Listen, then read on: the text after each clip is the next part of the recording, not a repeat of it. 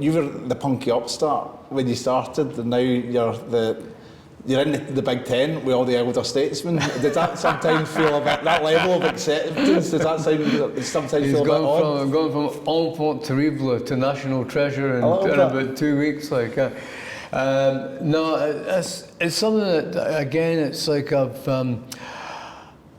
one of the interesting things about the documentary is you look at yourself in a way, and it's like, I think to myself, well, one of the great things that I've had going for me is that I've never really been self-conscious about anything. I've just steamed in, and lived in the moment, and that's kind of served me well. So I don't really perceive myself as having any kind of legacy or even any kind of status in the literary world or anything like that. I just, what I am about is the thing that I'm working on at the moment, and that's the thing that I'm immersed in.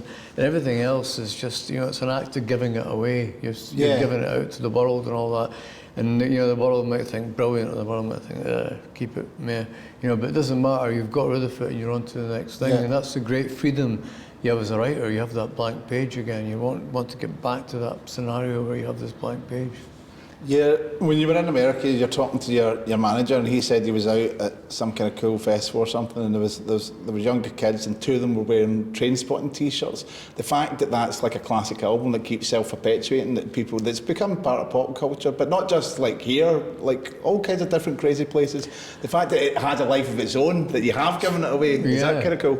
Well, it is. It's great because usually about every 5 years, the royalties will just suddenly peak again because there's a whole new bunch of people have discovered it. Usually college kids and all that. It's become like a rite of passage book that, we used to have Kerouac on the road and all that stuff. It was a kind of book you had to read, and it's become like that basically. And it's fabulous for me to it's like it's made me confront that's the extent of it basically. So. I don't know what, maybe I'll start kind of getting big-headed and sort of thinking, wow, I deserve a Rolls Royce up to the book fair and all that kind of.